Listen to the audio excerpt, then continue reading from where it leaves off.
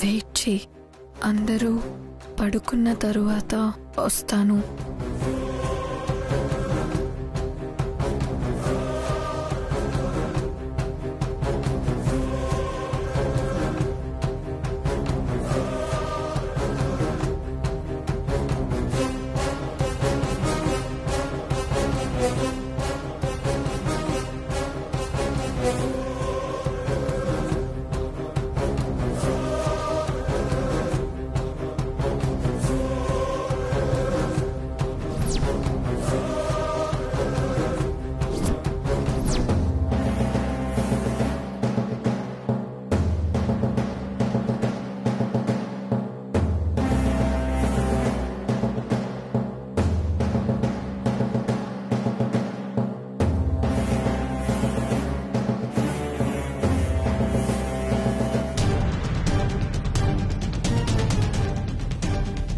సిద్ధు, మళ్ళీ ఎందుకు వచ్చావు? సారీ శామ్, నన్ను క్షమించు. నేను అడిగింది ఎందుకు వచ్చావు అని. నీకోసమే వచ్చాను శామ్. నువ్వు లేకుండా ఉండలేకపోతున్నాను శామ్. అనుక్షణం నువ్వే గుర్తుకొస్తున్నావు. ఏంటి జోక్ చేస్తున్నావా? నా కోసం వచ్చావా? నన్ను మెడ పట్టుకుని బయటకి గెంటేశావు, కొట్టావు, ఎక్కడికైనా వెళ్లి చావమన్నావు. నిజంగా ప్రేమ ఉన్నవాడెవ్వడు నీలా చావమని చెప్పడు. శౌర్యలాగా ప్రేమగా చూసుకుంటాడు. నువ్వెందుకొచ్చావో, ఏ ఉద్దేశంతో వచ్చావో నాకు అనవసరం. ఒకప్పుడు నిన్ను ప్రాణంగా ప్రేమించాను కాబట్టి నీ మంచి కోరే చెప్తున్నాను. ఎవరైనా చూసే లోపే ఇక్కడి నుంచి వెళ్ళిపో. పొరపాటున శౌర్య చూశాడో కాల్చి పారేస్తాడు. అలా అనకు శామ్, కావాలంటే నీ కాళ్ళు పట్టుకుంటాను. అవసరం లేదు, నువ్వే నా ప్రాణం అనేవాడివి కదా సిద్ధు. మరంత తొందరగా ఎలా మర్చిపోగలిగావు? ఆ రోజు ఆవేశంలో, కోపంలో అలా జరిగిపోయింది శామ్. తప్పు నాదే కాదనను. అందుకే కదా ఇంతలా బ్రతిమలాడుతున్నాను. నువ్వు నాకు కావాలి శామ్. నువ్వు నాకొద్దు సిద్ధు, అవసరమే లేదు. అలా అనకు శామ్. నాకు మా అమ్మ కూడా వద్దు, నువ్వే కావాలి. నాతో వచ్చే ప్లీజ్. ఇద్దరం ఎక్కడికైనా వెళ్ళిపోదాం శామ్. రా, ఇద్దరం ఎక్కడికైనా వెళ్ళిపోదాం రా శామ్. నాకు నమ్మకం లేదు, ఇక నమ్మను కూడా. మర్యాదగా ఇక్కడి నుంచి వెళ్ళిపో, లేకపోతే శౌర్యని నేనే పిలుస్తాను.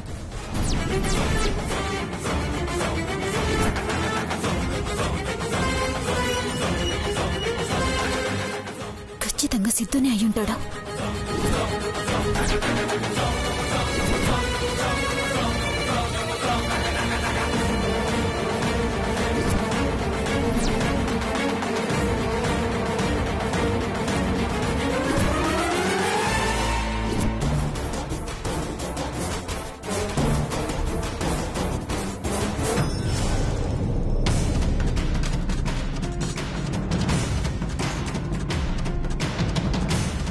సిద్ధు ఎక్కడా? సిద్ధునా? అబద్ధం ఆడకు, నేను చూశాను. నువ్వే కాదు, నేను చూశాను. ఎవరో వచ్చినట్టు అనిపించింది, అందుకే చూస్తున్నాను. లాభం లేదు, ఆఫీసర్ని పిలవాల్సిందే. ఏయ్ కళ్యాణి! ఆఫీసర్, మావయ్య, బాబాయ్, త్వరగా రండి, సిద్ధు వచ్చాడు.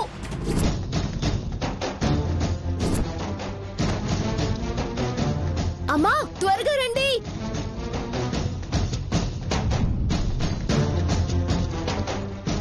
ఏమైంది కళ్యాణి? సిద్ధు వచ్చాడు, సంపదతో మాట్లాడాడు.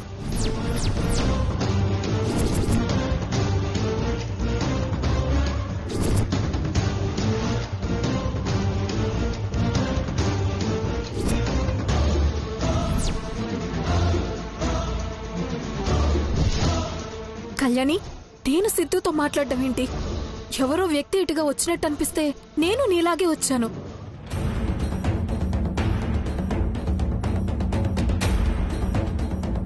అయినా సిద్ధు దుర్మార్గుడు. వాడితో ఇంత జరగాక నేనెలా సిద్ధుతో మాట్లాడతాను?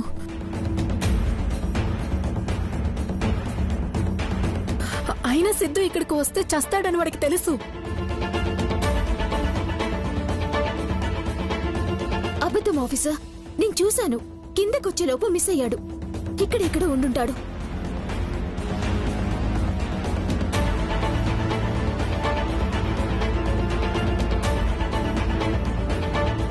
శౌర్య, నాకు అనుమానంగానే ఉంది. ఇందాక నిద్రపోకుండా సంపద హాల్లోనే ఉంది. నిద్ర రాలేదు అంది. బహుశా సిద్ధుగడి కోసమే అనుకుంటాను. అవును శౌర్య, సంపద చాలా టెన్షన్గా కనిపించింది. నిజం చెప్పు సంపద.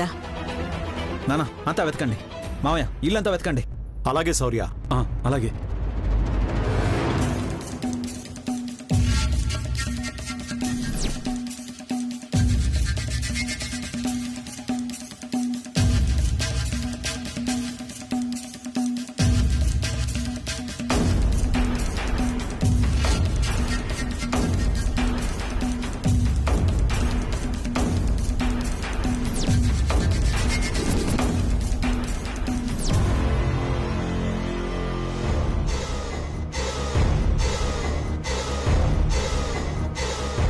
మావయ్య కనిపించాడా? ఎక్కడా కనిపించలేదు శౌర్య.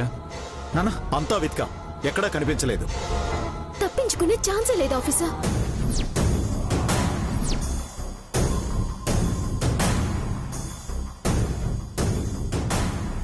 ఆఫీసర్, ఆ బస్తాల వెనుకున్నట్టున్నాడు.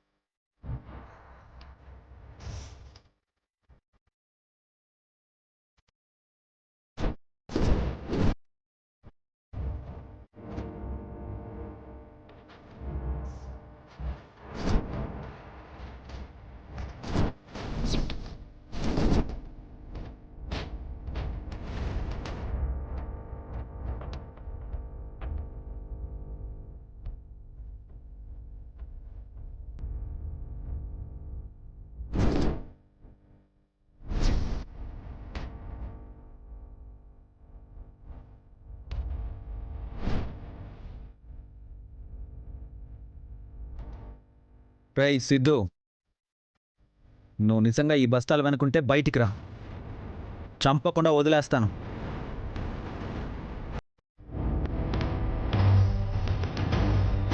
మూడు లెక్క పెట్టేలోపు బయటికి రావాలి. 1 2 3.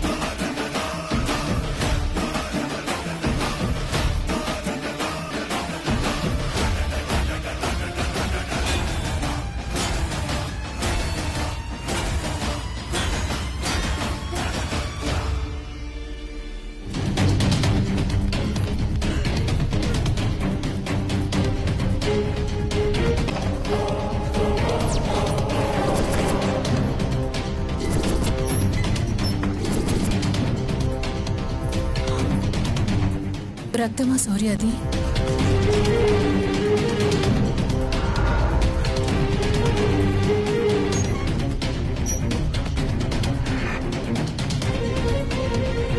కాదమ్మా, రంగు.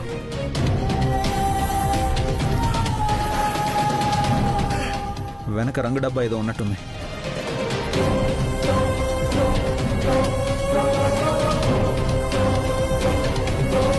నేను చెప్పాను కదా శౌర్య, ఎవరూ లేరని. కళ్యాణి ఏదో భ్రమపడింది. కళ్యాణికి ఎలాగో నా మీద కోపం. నువ్వు నన్ను ఏమీ అనటం లేదు కదా, అందుకే కళ్యాణి ఇలా సిద్ధు పేరు చెప్పి ఇంతలా సీన్ క్రియేట్ చేసింది అనుకుంటా.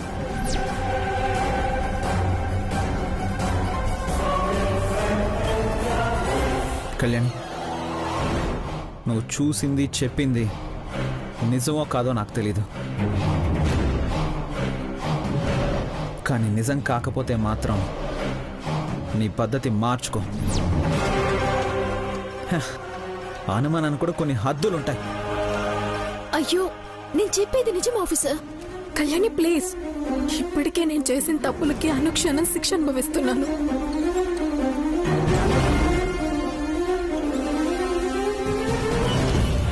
నీ మాటలతో నన్ను ఇంకా బాధ పెట్టి చంపకు. నాటకాలాడుకు. ఈ టైంలో నీకు బయటేం పని?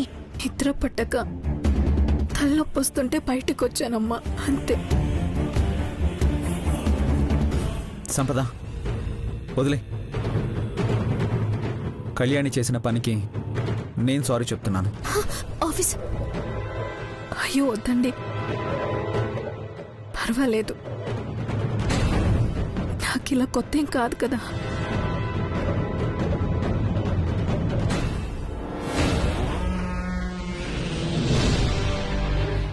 ఆఫీసర్,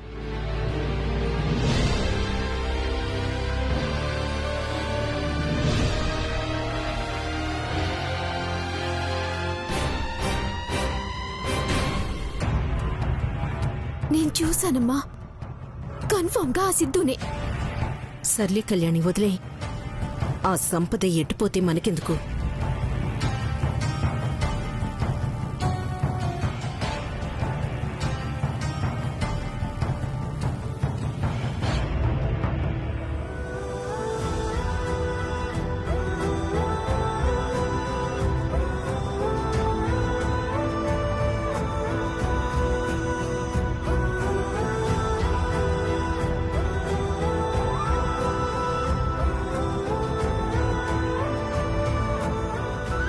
నీ మంచి కోరి నేను చెప్పినప్పుడేమో నా మీద అరు. దానికోసం వెళ్ళిన ప్రతిసారి సావు మీదకు తెచ్చుకొని ఇట్టారు.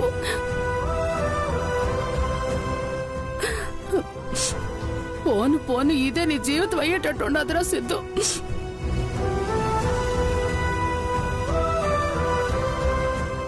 నేను మొదటి నుంచి నెత్తి నోరు మొత్తుకుని చెప్తానే ఉండా, సిద్ధు దాన్ని వదిలించుకోరా, దానితో ఉంటే నీ సావు నువ్వే గురి తెచ్చుకుంటావురా అని. నా మాట ఇంటివా? లేదు.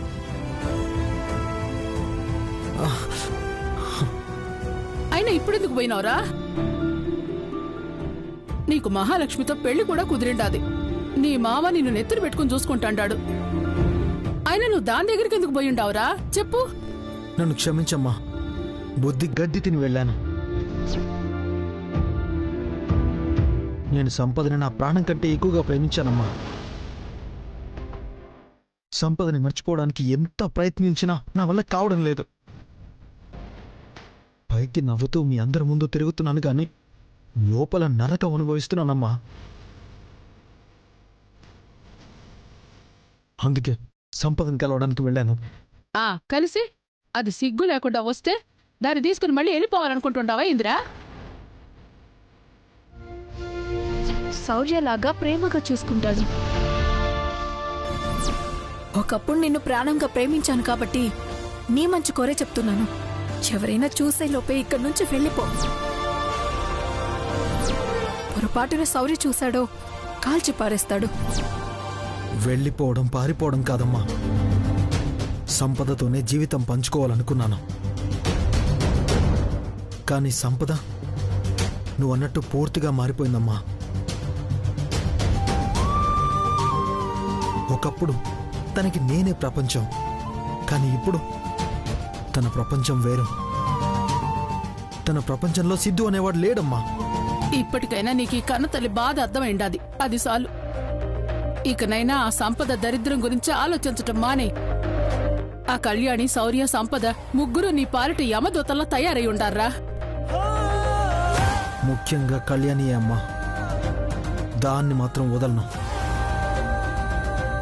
నువ్వన్నట్టు ఆ సంపద దరిద్రమే. ఆ దరిద్రం పోవాలంటే అదృష్ట లక్ష్మి, మన మహాలక్ష్మిని పెళ్లి చేసుకోవాల్సిందే. ఇప్పుడు నువ్వు నా దారిలోకి వచ్చిండావు. నన్ను మర్చిపోయి తనున్నప్పుడు తనని మర్చిపోయి నేను ఉండలేనా అమ్మా?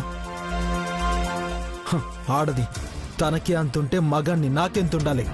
అది ఇప్పుడు మొగోడి మాట అన్నావు. ఇప్పటి నుంచి నీ జీవితం ఆనందంగా ఉంటుండే. నీ మాటలు వింటా ఉంటే నాకెంత సంతోషంగా ఉండదో తెలుసా.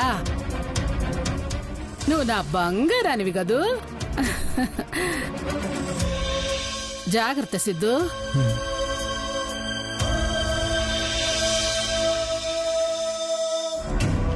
సంపద నన్ను కాదనందు కూడా నా కోపం లేదు.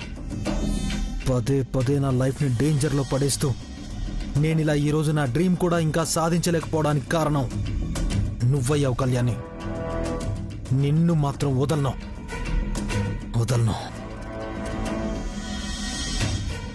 గుణపం చేతిలో దిగింది కాబట్టి సరిపోయింది, లేకపోతే నా ప్రాణం పోయిండేది.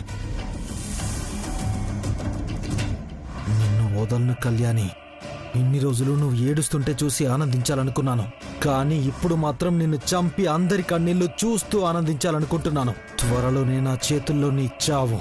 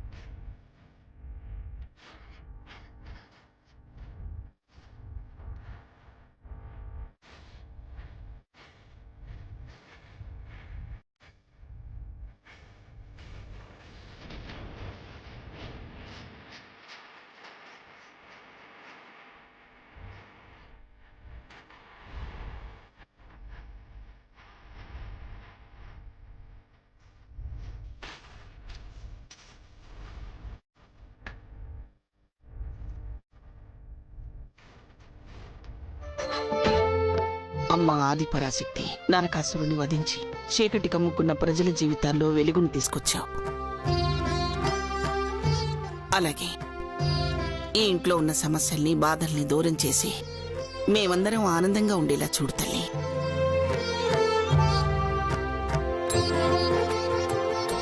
నేను కోరుకునేది ఒక్కటే తల్లి, నా కూతురు జీవితం నాలా కాకూడదు. కళ్యాణి ఆనందంగా ఉండాలి. అతి త్వరలో సంపద గురించి ఆఫీసర్కి తెలిసేలా చెయ్యమ్మా.